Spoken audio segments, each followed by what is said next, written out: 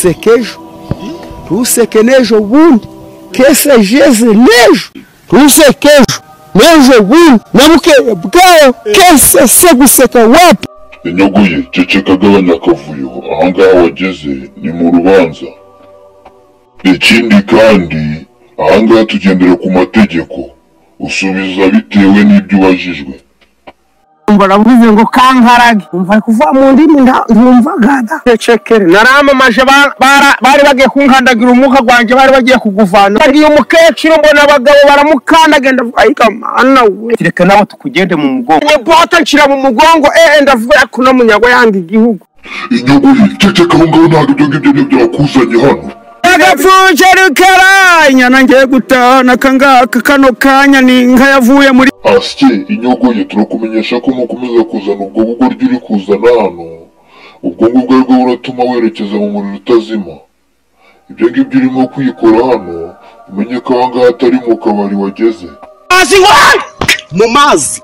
Inyogoye icyaha cya mbere uregwa uraregwa ubusinzi bukabije. Imana yarambwiye ati Sanibo kubwinda yakunaniye je rumwera gake nakangaka. Inyogoye oya wibeshya iyo Mana yabikubwiye mwahuriye hehe? Ahuriye muri Nyagoma. Inyogoye turakwibutsa ko ukomeza kwisobanura nabi ariko ugenda wihesha amahirwe menshi yo kujya mu muriro. Urambabarira Isa wala Isa wala turakumenyesha ko ubu ngubu tuvugana urubanza ruratangiye. Yogam Isa turakumenyesha ko mbere yuko dutangira nuzana ibintu byo kutubeshya hano nta handi uri bugene muri uyu muriro ubona.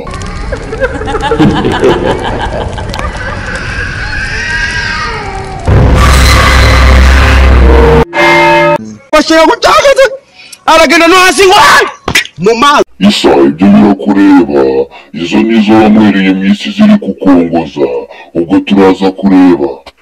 Isa ikibazo cya mbere uregwa uraregwa gutoteza umugore kumutuka ndetse no kumwirukana. Mwijuru zabirebe sinigaze mwanga sinigaze mwirukana sinigaze mutuka. Yagiye ntamwirukanye yagiye ntamututse urukumva niyanagenda wenda na Shafira ari mukuru. Isa icyaha cya kabiri uregwa uraregwa yuko utajya ukaraba utajya woga ugira umwanda. Njyewe singere kuzicwa n'amazi ye mu byo urambabarire ntuzansubize mu mazi. Nejo nagiye kuba nsanga harimo igifi kiri kundeba guca cyane kigiye kumira ndiruka vuduka ndi mu mazi hasi. Inyogoye ceceka. Ikindi cyaha cya gatatu uregwa uraregwa kwiba. Ntabwo nje niba pasite nawe diyako wamvugi abapasiteri n'abadiyakoni bamvugira sinje niba yemko. Inyogoye utangiye kundakaza ceceka utangiye no kunyita umukobwa. Inyogoye wibaga tukureba wiha kandi ibintu twiboneye. Ego ko gitere cy'amahanga. Isa icyaha gikurikiye uregwa uraregwa kujya mu buraya.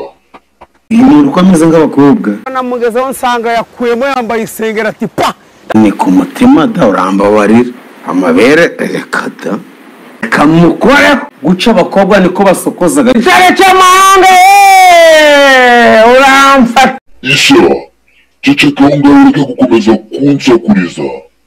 Imana iziki Imana niyo yagiye gushika gukora ibyo ngibyo byose uri kuvuga.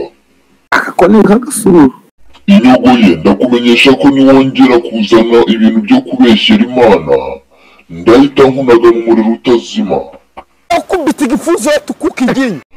Ceceka wa mukaritasi kandi icyo kintu cyasaze. Sani boy we niwe nene ntimiwane.